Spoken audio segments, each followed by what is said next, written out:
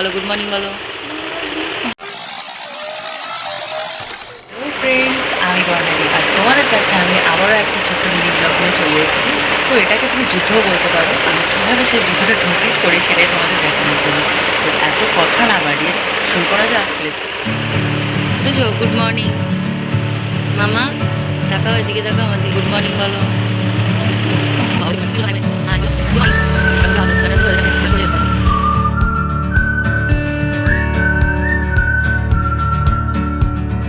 তাকাও দেখি, দেখো একাই ব্রাশ করতে পারে আমার মাম্মারা।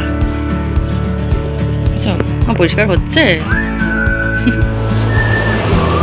বলে আমরা এখন স্কুলের জন্য রেডি হচ্ছি। দেখো দেরিতে যাবে কিন্তু। দেখতেই পাচ্ছ কিভাবে বায়না করছে। তো কেন যুদ্ধ বললাম সেটা নিশ্চয়ই বুঝতে পারছো। আর শুধু আমার কাছে বলে না, যাদের ঘরে সন্তান আছে সেই সব মারা ভালো করে জানে এই যুদ্ধটার কারণ। সকালবেলা উঠে অপর রেডি করে ঠিক টাইম মতো স্কুলে অ্যাটেন্ড করে দেওয়াটাকে কত বড় দায়িত্ববানের কাজ সেটা একমাত্র সেই মাই জানে। অবশ্য সবাই বলবে যে এটা কোনো কাজ না, কিন্তু হ্যাঁ, বাচ্চাকে ঠিকঠাকভাবে মেনটেন করে স্কুলে পাঠানোর সবচেয়ে বড় দায়িত্বের জিনিস। ও হ্যাঁ, তোমাদের কাছে আরও একটা জিনিস শেয়ার করি।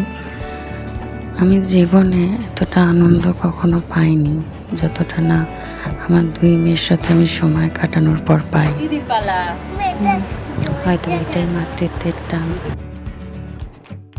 অবশ্যই তোমাদের কাছে এগুলো খুব জ্ঞান দেওয়া মনে হবে, কিন্তু এটাই বাস্তব।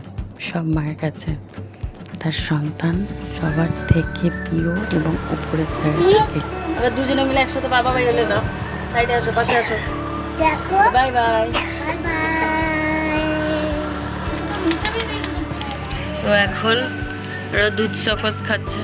এই মা, তুই এটা কানে কি পড়েছিস? তুইও দেখি এর মধ্যে কি সব পড়ে দুধ চকস খাচ্ছে। তো ওরা দুধ চকস খেয়ে তারপর স্কুলে যাবে না। ও ফুল লাগিয়েছে, ও ফুল লাগিয়েছে, দেখি একটু বলো ফুল লাগিয়েছি।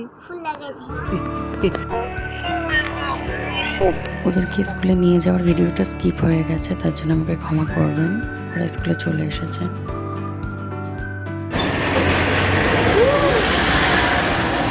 ছুটি হয়ে গেছে।